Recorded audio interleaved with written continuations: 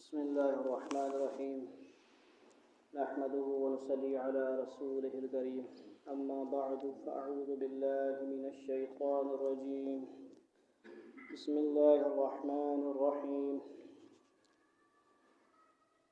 شهر رمضان الذي أنزل فيه القرآن شهر رمضان الذي أنزل فيه القرآن وقال النبي صلى الله عليه وسلم الصوم لي وأنا أجزي به وأنا أجزى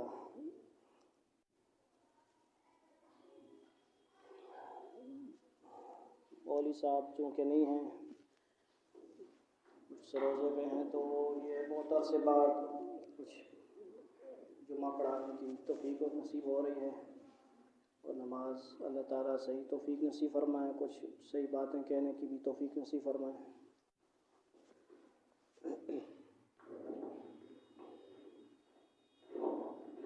یہ جو جمعہ ہے تقریباً آخری جمعہ ہے شعبان المعظم کا، اور رمضان سے پہلے آخری جمعہ ہے، اور استقبال رمضان قریب ہے۔ رمضان کا مہینہ بہت عظمتوں والا، نیکیوں والا، نیکیوں کا سیزن والا مہینہ ہے۔ سارے سال جو ہے اس مہینے کے لیے جنت کو سجایا جاتا ہے، جنت کو جو ہے اس کی تیاریاں کی جاتی ہیں کہ اس میں لوگ روزے رکھیں گے اور جنت کی طرف آئیں گے۔ یہ عظیم مہینہ اللہ تعالیٰ قرآن میں فرما رہے ہیں کہ اس مہینے میں اللہ تعالیٰ نے قرآن پاک کو نازل فرمایا ہے۔ سورہ قدر میں اللہ فرماتے ہیں اس چیز کو، انا انزلناہ فی لیلۃ القدر، بے شک ہم نے اس کو یعنی قرآن پاک کو لیلۃ القدر میں نازل فرمایا۔ وما ادراک ما لیلۃ القدر، اور اللہ تعالیٰ فرماتے ہیں آپ کو کیا پتہ، آپ کو کیا معلوم، یعنی آپ کو اس کی عظمتوں کا کیا معلوم کہ لیلۃ القدر کیا ہے۔ لیلۃ القدر خیر من الف شہر، لیلۃ القدر 1000 مہینوں سے افضل ہے، یعنی اس رات کی عبادت، لیلۃ القدر کی عبادت 1000 مہینوں کی عبادت سے افضل ہے۔ اب یہ جس کو نصیب ہو جائے اور یہ سارا مہینہ اس کی تلاش میں لوگ راتیں گزارتے ہیں، لوگ اعتکاف بیٹھتے ہیں اور دعائیں کرتے ہیں کہ لیلۃ القدر نصیب ہو جائے، اور یہ ہر کسی کو نصیب ہونے والی نہیں ہے، اور جس کو نصیب ہو جائے وہ بڑا خوش قسمت ہے۔ قرآن کا رمضان کے ساتھ خصوصی تعلق ہے۔ رمضان کے اندر اللہ تعالیٰ نے قرآن کو نازل فرمایا، اور حضور صلی اللہ علیہ وسلم رمضان کے اندر خصوصی 2 دفعہ جو ہے آخری جو عمر تھی اس میں 2 دفعہ دور فرمایا قرآن پاک کا حضرت جبریل علیہ السلام کے ساتھ، جیسا کہ ہم دیکھتے ہیں تراویح کے اندر حفاظ کرام سناتے ہیں، دورہ کرتے ہیں قرآن پاک کا۔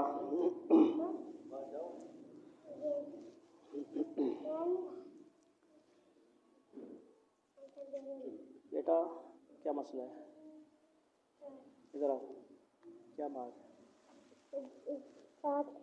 ہے؟ چاٹ؟ یہ چاٹ والے بابا نہیں ہے، وہ کدھر اور بیٹھے ہیں۔ نہیں باہر جاؤ، وہاں پہ بیٹھے ہوں گے، ادھر ہیں کہیں پر۔ قرآن پاک خاص طور پہ دور کی بات ہو رہی ہے، آپ صلی اللہ علیہ وسلم دور فرمایا کرتے تھے، حضرت جبریل علیہ السلام کو سناتے تھے اور ان سے سنتے بھی تھے۔ وہ چنانچہ یہ آپ کو انشاءاللہ رمضان میں مسجدوں میں نظر آئے گا کہ حفاظ کرام کبھی نفلوں میں کبھی ایک دوسرے کو سنا رہے ہوں گے، تو جو تراویح میں سنانا ہے وہ سنا رہے ہوں گے، اور یہ قرآن پاک کی عظمت ہے، اور قرآن پاک کا وہی طریقہ ہے جو آپ صلی اللہ علیہ وسلم کرتے تھے، اور آپ صلی اللہ علیہ وسلم نے جو دور کیا ہے۔ اب یہ ہے کہ قرآن پاک ایک تو رمضان میں پڑھنا ہے، یہ بہت بڑی بات ہے، لیکن یہ ہے کہ اس کو روزانہ بھی پڑھا جائے۔ یہ ایک پریکٹس کے طور پر مہینہ آتا ہے کہ اس میں ہم نیکیوں کو سیکھیں اور قرآن پاک اور جو اعمال ہیں ان کو کریں اور ان کی پریکٹس کریں اور پورا سال بھی کریں۔ پھر صرف جو ہے اس مہینے میں ہی بہت بڑی بات ہے، کیونکہ احادیث میں آتا ہے شیاطین قید کیے جاتے ہیں، اور خاص کر سرکش شیاطین، خاص قسم کے جو شیاطین ہیں ان کو قید کیا جاتا ہے۔ تو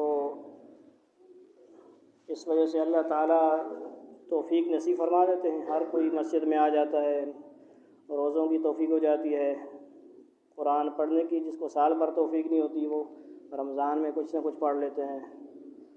یہ بڑی سعادت کی بات ہوتی ہے، اور یہ اسی کا نتیجہ ہے جو آپ صلی اللہ علیہ وسلم نے حدیث میں فرمایا کہ شیاطین قید کیے جاتے ہیں، کیونکہ نفس اور شیطان ہر وقت ساتھ ہیں۔ اور آج کل کچھ اور چیزیں بھی ہیں جن کا نیگیٹو یوز، غلط استعمال شیطان اور جو ہے نفس کا اعلی کار بنے ہوئے ہیں، اس کا ساتھی بنے ہوئے ہیں، اس کے ساتھ شامل ہیں۔ جو چیزیں آپ کو پتہ ہی ہے، سوشل میڈیا ہے یا موبائل ہے، اس کا نیگیٹو یوز، جو پازیٹیو یوز کرتے ہیں، اچھی طرح اس کو استعمال کرتے ہیں، اس کو وہ فائدہ اٹھا رہے ہیں، حلال طریقے سے کمائی بھی کر رہے ہیں اور اس سے بہت کچھ سیکھ بھی رہے ہیں، پڑھ رہے ہیں، پڑھا رہے ہیں۔ لیکن جو بنانے والے ہیں، کفار ہیں، دوسرے لوگ ہیں، انہوں نے مسلمانوں کو خصوصی ٹارگٹ کیا ہوا ہے، بہت ساری چیزیں لائی ہوئی ہیں اور بنائی ہوئی ہیں، جن چیزوں کا نام لینا یہاں مناسب نہیں ہے۔ یہ سب کو پتہ ہے کہ ہماری نسل جو ہے کس طرف جا رہی ہے، کہ اس کو یہ چیز تھما دی گئی ہے، پکڑا دی گئی ہے، اور اس سے جان چھڑانا ماں باپ سے بھی مشکل ہے۔ ماں باپ موبائل وغیرہ اور یہ بچوں کو نہ دیں تو پھر بچے آگے سے لڑتے ہیں اور تنگ کرتے ہیں، ضد کرتے ہیں، ایسے ہو چکے ہیں۔ جو بچپن سے ہی ہمارا اپنا جو ہے وہ قصور ہے کہ ہم نے ان پہ نظر نہیں رکھی، ان کو کنٹرول نہیں کیا اور ان کو مخصوص حدود سے زیادہ استعمال کرنے دیا اور اپنی نگرانی میں استعمال نہ کرنے دیا، کہ وہ جو مرضی دیکھتے رہیں، بس ٹھیک ہے، ان کو اپنے سے جان چھڑا دیا، ان کو اپنے سے دور کر دیا، بس ٹھیک ہے آپ لگے رہو، کھیلتے رہو، اب ماں باپ پہ غم ہو گئے۔ جبکہ یہ بہت بڑا ظلم کیا جاتا ہے بچوں کے ساتھ۔ جب خود ہم نہیں باز آئیں گے، ہم صحیح استعمال نہیں کریں گے تو پھر بچوں کو بھی پھر وہی چیزیں سامنے آئیں گی، وہ پھر خراب ہوں گے بچوں کے، پھر کس طرف وہ نیک کیسے بنیں گے وہ، پھر ان کے ذہن میں خیالات اچھے نہیں آئیں گے۔ بہرحال اس چیز کا، موبائل وغیرہ کا، رمضان میں بھی خاص اس چیزوں سے بچا جائے اور جو ہے گناہوں والی چیزوں سے اجتناب کیا جائے، خصوصاً گانے وغیرہ جتنی بھی چیزیں ہیں، معصیات ہیں، بچنے کی خوب کوشش کی جائے۔ کیوں کوشش کی جائے کہ رمضان میں فضائل اعمال جو حدیث ہے، فضائل رمضان کے اندر پہلی حدیث حضرت سلمان رضی اللہ عنہ کی، اس میں بہت لمبی حدیث، بہت ساری باتیں اس میں بیان فرمائی گئی ہیں، جس میں صبر کا مہینہ کہا گیا، اس رمضان کے مہینے کو غم خواری کا مہینہ کہا گیا۔ لوگوں کے ساتھ غم خواری کرو، کسی کو ایک گھونٹ پانی پلا دیا، ایک لسی پانی پلا دیا، ایک کھجور کھلا دی، اس پر بھی پورا جو ہے اجر و ثواب عطا کیا جاتا ہے روزے کا۔ اس بندے کو جس کو روزہ کھلوایا ہے، اس کا تو روزے کا اس کو ثواب پورا ملے گا، جس نے کھلوایا ہے، ایک کھجور ہی کھلا دی ہے، ایک پھل کھلا دیا ہے، لسی پلا دی ہے، کوئی پانی پلا دیا، اس کو بھی اس کے برابر ثواب ملے گا، اتنا اجر و ثواب ہے۔ یہ صحابہ کرام نے پوچھا خود کہ بھائی ہم تو مکمل افطاری نہیں کروا سکتے، اس طرح انہوں نے یہ سمجھا، لیکن آپ سے واضح فرما دیا کہ نہیں، افطاری کروانا کوئی ضروری نہیں کہ پوری آپ دعوت کریں، اہتمام کریں، بلکہ ایک کھجور کھلا دی، ایک پانی پلا دیا گھونٹ، اپنی کھجور دوسرے کو دے دی، دوسرے سے اپنی لے لی، یہ بھی آپ کو اس پہ اجر و ثواب ملے گا۔ تو چھوٹی چھوٹی نیکی پر بھی کتنا اجر ہے، اور اس مہینے کے اندر نیکیوں کا ثواب 70 درجے بڑھ جاتا ہے۔ اسی حدیث کے اندر فرمایا گیا ہے کہ نفلوں کا ثواب فرائض کے برابر ہے. ایک فرض کے جو اجر و ثواب ہے وہ 70 درجے برابر ہو جاتا ہے. یعنی غیر رمضان میں جو 70 فرض پڑھ جاتے ہیں، ایک فرض کا جو ثواب ہے وہ 70 کے برابر ہوتا ہے. یعنی نیکیوں کا ریٹ اس میں بڑھ رہا ہے، نفع بڑھ رہا ہے. جبکہ ہمارے ہاں الٹا ہی ہے کہ کمانے کی طرف اور سیزن ہر چیز میں جو ہے نا الٹے کام ہے. ہر چیز کا ریٹ بڑھ رہا ہے. اپنے اپنے جو ہے نا وہ جو بھی بیچنے والے ہیں، منافع والے ہیں، بیچنے والے ہیں، چاہے درزی ہوں، جو بھی ہوں، انہوں نے اپنا نمازیں چھوڑ کر، تراویحیں چھوڑ کر اپنا سیزن لگانا ہے، یہ بس آئیڈیا بنایا ہوتا ہے. ان کو بھی اللہ تعالیٰ یہ توفیق نصیب فرمائیں کہ وہ اس کو بھی اپنی کمائی بھی کریں لیکن اپنے اعمال بھی کریں، فرائض کو بھی پورا کریں. تراویح بھی نہیں پڑھتے، تراویح کی توفیق ان کو نصیب ہو، ان کو کوشش کرنی چاہیے. اسی حدیث کے اندر بہت ساری باتیں ہیں. 4 چیزوں کا جو ہے کثرت ہے. استغفار کی کثرت کی جائے اور لا الہ الا اللہ کی کثرت کی جائے. ویسے بھی ہر وقت کا پڑھ سکتے ہیں لیکن اس رمضان میں اس حدیث کے مطابق کلمے کی لا الہ الا اللہ کی کثرت آئی ہے اور استغفار کی کثرت آئی ہے. استغفر اللہ سمپل ہے، پڑھ سکتے ہیں، ہر وقت پڑھ سکتے ہیں. اور استغفار کی بڑی فضیلتیں ہیں. فَقُلْتُ اسْتَغْفِرُوا رَبَّكُمْ إِنَّهُ كَانَ غَفَّارًا. اللہ تعالیٰ نے خود فرمایا سورہ نوح کے اندر کہ آپ استغفار کریں. یُرْسِلِ السَّمَاءَ عَلَيْكُمْ مِدْرَارًا. اللہ تعالیٰ موسلادھار بارشیں برسائیں گے جیسے کہ ضرورتیں ہیں، ہمارے گناہ زیادہ ہیں. وَيُمْدِدُكُمْ بِأَمْوَالٍ وَبَنِينَ. اللہ تعالیٰ بیٹے دیں گے، بیٹیاں دیں گے، مال دیں گے. وَيَجْعَلْ لَكُمْ أَنْهَارًا. استغفار کی کثرت آئی ہے اور لا الہ الا اللہ کی کثرت آئی ہے. اور 2 چیزیں مانگنی ہیں، ایک چیز مانگنے کی اور ایک چیز سے پناہ مانگنی ہے. جنت مانگنی ہے اور جہنم سے پناہ مانگنی ہے. اس کے لیے اللہم انی اسألک الجنہ. اگر سمپل بندہ اپنے لیے ایک بندہ مانگتا ہے تو اس طرح دعا پڑھ سکتا ہے عربی میں اللہم انی اسألک الجنہ اور وأعوذ بک من النار. صرف ایک بندہ اگر اپنے لیے مانگ رہا ہے. اگر ہم اجتماعی طور پر مانگ رہے ہیں تو کوشش یہی ہوتی ہے امت اجتماعی طور پر ہی مانگے. اللہم انا نسألک الجنة ونعوذ بک من النار. اس طرح دعا پڑھیں تاکہ سب کو شامل کریں، سب کے لیے دعا ہو. کیونکہ امت اجتماعی امت ہے تو ہمیں اپنے ساتھ سب کو شامل کرنا چاہیے دعا میں. یہ 4 چیزیں بھی ہو گئی. اور جو ہے رمضان کے روزے کا اہتمام ہو اور خاص چیز اس چیز کا بھی اہتمام ہو کہ صرف جو الارم ہوتا ہے یا سائرن وغیرہ ہوتا ہے اسی کے اوپر آپ اعتماد نہ کریں. ایک خاص چیز کا خیال کریں. اپنے موبائلوں کے اندر سب کا ٹائم جو ہے وہ فکس ہوتا ہے. کیلنڈر موجود ہے مسجد میں تو اذانیں بھی اس کیلنڈر کے مطابق ہوتی ہیں. اور روزہ جو بند کیا جائے گا انشاءاللہ کھولا جائے گا تو وہ اس کیلنڈر کے مطابق ہوگا. آپ اسی کیلنڈر کے مطابق روزہ رکھیں اور کھولیں بھی. سائرن کا اذانوں کے اعتبار سے اگر آپ کریں گے تو پھر اس میں بے احتیاطی ہو سکتی ہے.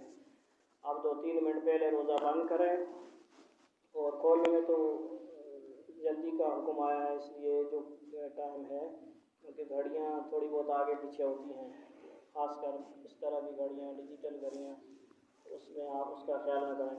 اپنے موبائل پہ دیکھیں ٹائم ہو چکا ہے مغرب کا تو روزہ کھول لیں، سائرن وغیرہ کا انتظار نہ کریں. اور اسی طرح جو صبح کا وقت ہے اس میں 2-3 منٹ پہلے آپ روزہ بند کر لیں. احتیاط اسی میں ہے. اس چیز کا بھی اہتمام انشاءاللہ فرمائیں. اور زیادہ سے زیادہ وقت مسجد میں گزرے ہمارا، مسجد میں گزرے گا اور ایک گناہوں سے پاک ماحول ہوگا. باہر کے ماحول میں ہوں گے کچھ نہ کچھ روزہ خراب ہونے کا خطرہ ہوگا. اس کا اہتمام کیا جائے تو ہمارا وقت قیمتی بنے اور زیادہ سے زیادہ اعمال ذکر اذکار والا وقت ہو ہمارا. تلاوت میں وقت گزرے. نوافل زیادہ پڑھیں کیونکہ آپ کو جیسے حدیث میں بیان فرمایا 2 نفل کا ثواب فرضوں کے برابر ہوگا. تو زیادہ سے زیادہ نفل اشراق چاشت کا معمول بنائیں. اوابین کے نفل پڑھیں زیادہ سے زیادہ. تراویح پڑھیں اہتمام کے ساتھ.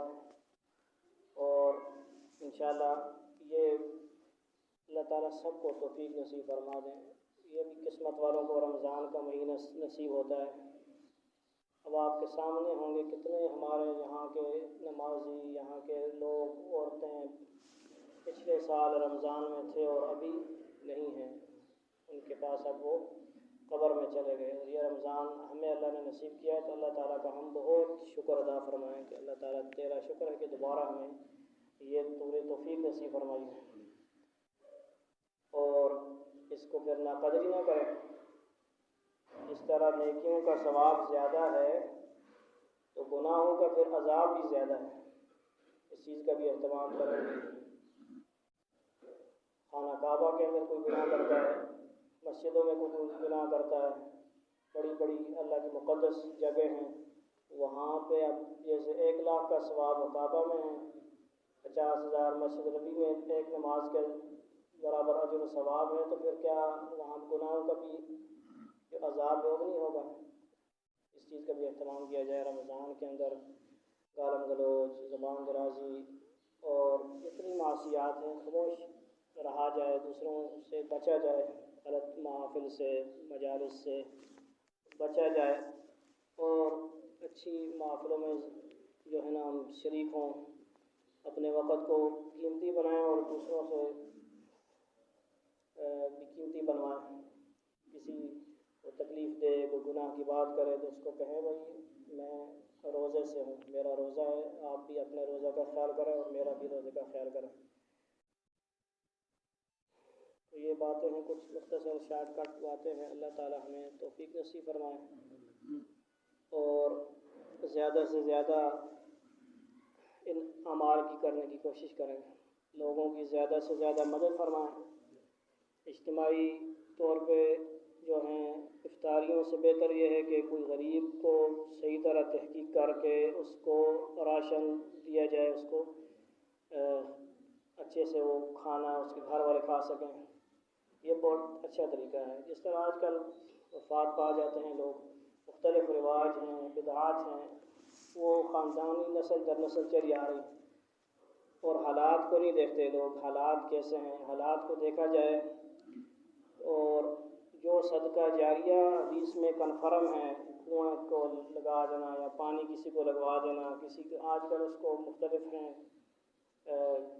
راشن ڈال دیا کسی کو، کوئی مطلب جو چیزیں ہیں ضرورت کسی کو آپ سمجھتے ہیں کہ یہ اس کی ضرورت پورے کریں گے تو اس کا زیادہ فائدہ ہے، تو وہ فضول چیزوں سے بچا جائے، تو اس میں یہ جو کام کی چیزیں ہیں، نیکیاں، صدقہ جاریہ، اس میں زیادہ اجر و ثواب ہوگا۔